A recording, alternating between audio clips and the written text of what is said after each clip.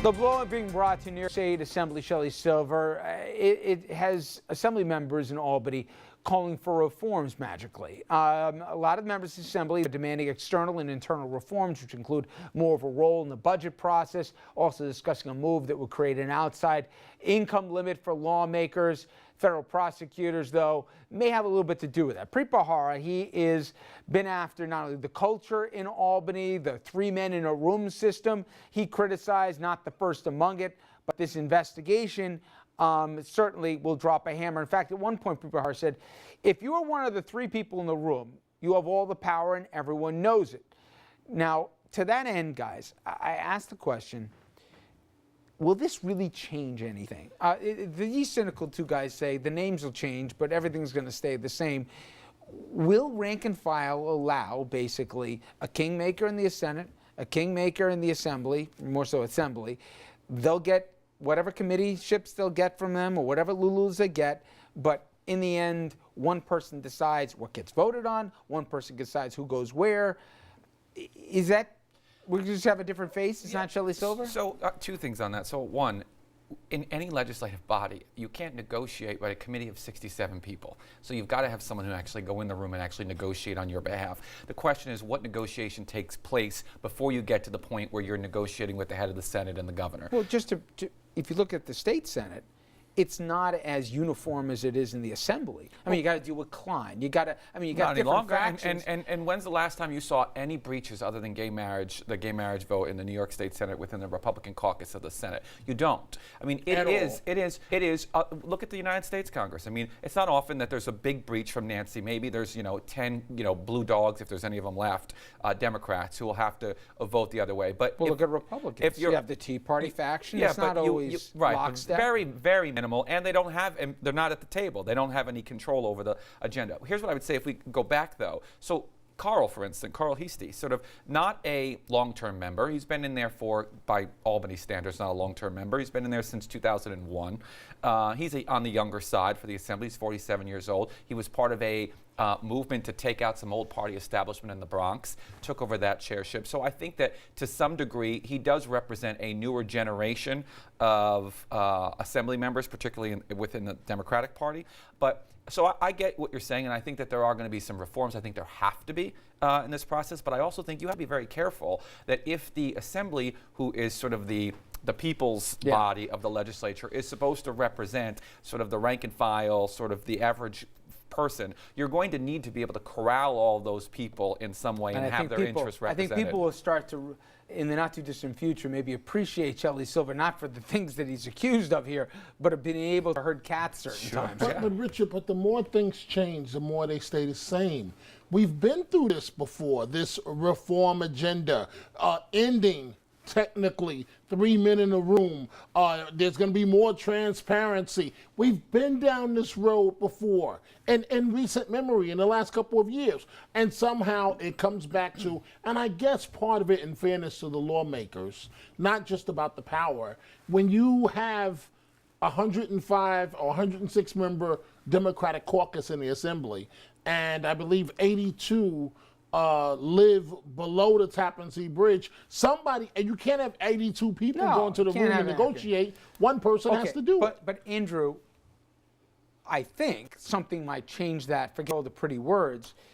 What would you guess right now, if you could climb into Pripahara's mind? What does he want at the end of the day? I would not be cynical to suggest it doesn't start and end with Shelley Silver, i.e. stay tuned. He could go vertically, and we know where that goes, right? He could go horizontally and say, a pox on Albany. He's going across the board and wouldn't just be relegated to the Assembly. Where do you think the end game? This is all part of the politics that we're playing here. But where do you think his end game is? I get these guys. I get the $64,000 question. Obviously, I have not had much contact with Pripahara. My guess is that he would go. He would go. Right, that's true. That's true. My guess is he would go. I'd love to see the 35-page document on you. That's it. My guess is he goes horizontal and he goes after a number of dirty players. An institutional attack. Consider what else is up there vertically. I mean, he's a Democratic-appointed U.S. attorney. I don't think unless there's a smoking gun or in his heart of hearts, does he really want to be the Democrat who took down Andrew Cuomo? But didn't he already go after Moreland? Well, how much? There's no goodwill He's left. certainly serving notice on Moreland, and I think that may pay him dividends down the road.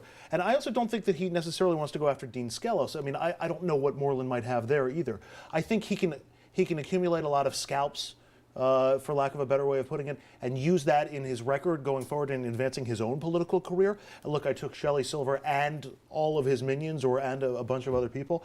I think he reaches dangerous territory if he starts going after Andrew Cuomo. But that's... Well, Mike, listen, I understand what Andrew's saying. It makes logical sense. But he picked a fight with the governor, with Moreland. He didn't have to play it the way he did. He did. And when pressed for some questions, and it was a theatrical press conference, it was great for TV. I know a lot of people are like, what's he doing over this? There's more to come. If Shelley decides to play ball, and we have gone over in this program how immunity deals, it's not like Law and Order. You got to basically, acknowledge everything you've ever done wrong and everything you know that's been done wrong, or else your deal's off the table. Who, not by name, but by group or whatever, are most petrified in Albany? Probably members of the Assembly, honestly. I mean, if anyone knows every single detail of every member of the Assembly, it's Shelley Silver.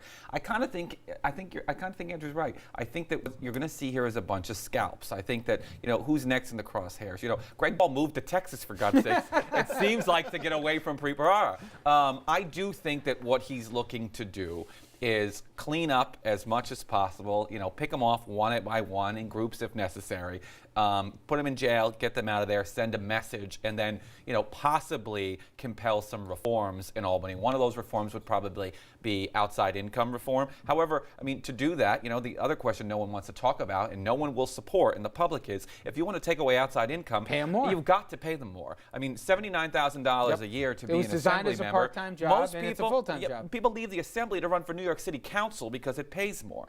I mean, what does that tell you? Sheriff of Albany? You think Preet Bharara wants to go down as the Sheriff of Albany? I think he's going to go down probably as the Sheriff of Albany, and I think that there are going to be a lot more people who become victim of the sheriff as time goes on. Dominic, you agree with Bharara's end game here? His end game is, this is nothing new. He didn't.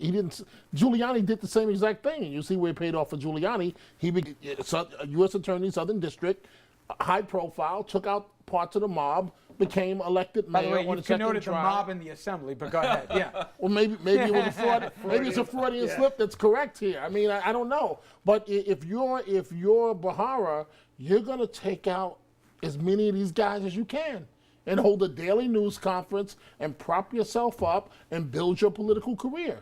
That's what this is all about.